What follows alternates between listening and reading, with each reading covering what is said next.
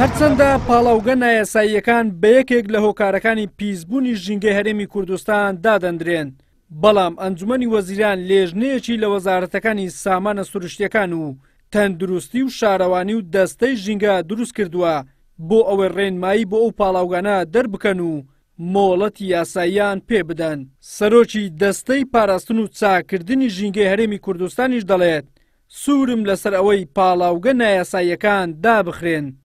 کاتێک کە لە وەزارەتی سامانە سروشتەکان بوومەوە تاکو ئێستا سوورم لەسەر ئەوەی کە ئەو پاڵاوگانە و بە ناوی دەستەشەوە ئەیڵێم کە مەرجی ژینگەییان تیانە، مەرجی سەلامەتی تەندروستیشیان تیانە.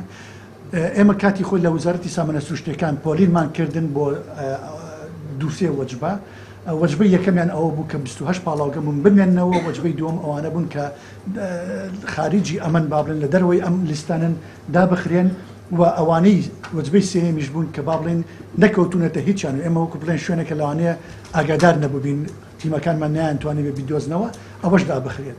هاوکات بەپێی ئامارەکانی دەستەی پاراستن و چاکردنی ژینگەی هەرێم لە ساڵی ڕابردوودا دەستەی ژینگە 1398 مۆڵەتی داوەتە کارگە و پرۆژەکان نزیکەی 250 سکاڵاشی تۆمار کردووە، بەو هۆیەوە 190 میلیۆن دیناری وەرگرتووە. مۆڵەت و ڕێگەپێدان و ڕزامەندی سلێمانی 803 دانە، هەولێر 416، دهۆک 101، ڕاپەڕین 7، گەرمیان 8، کۆی گشتی 1398 مۆڵەت و ڕێگەپێدان و ڕزامەندی لە دەستی ژینگەوە دەرچووە.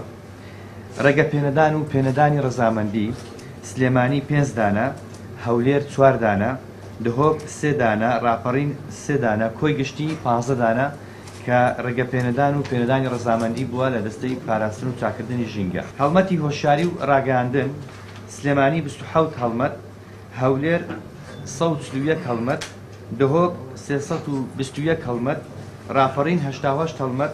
ماوەی چەند ساڵێکە ساڵانە بڕێک پارە بە ناوی ژینگە لە شوفێران وەردەگیرێت. سەرۆکی دەستەی پاراستن و چاکردنی ژینگەی هەرێمیش ڕەتی دەکاتەوە ئەو پارەیە بچێتە دەستەکەیان. دەڵێت بە فەرمانی ئەنجومەنی وەزیران ئەو بڕەپارەیە دەچێتە وەزارەتی ناوەخۆ و دارایی.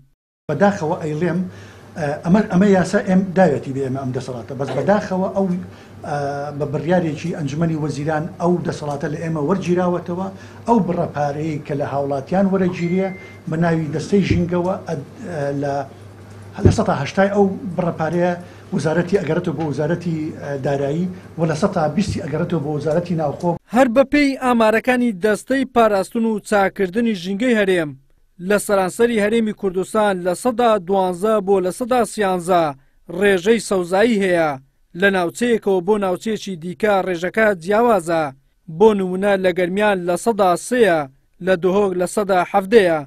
ئەماش ئەوە دەردەخات کە ڕێژەی سەوزایی لە کوردستان زۆر کەمە و زۆری ماوە بگاتە ئاستی ستانداردی جیهانی. وەلی سەلیم، کەناڵی ئاسمانی پەیام، هەولێر.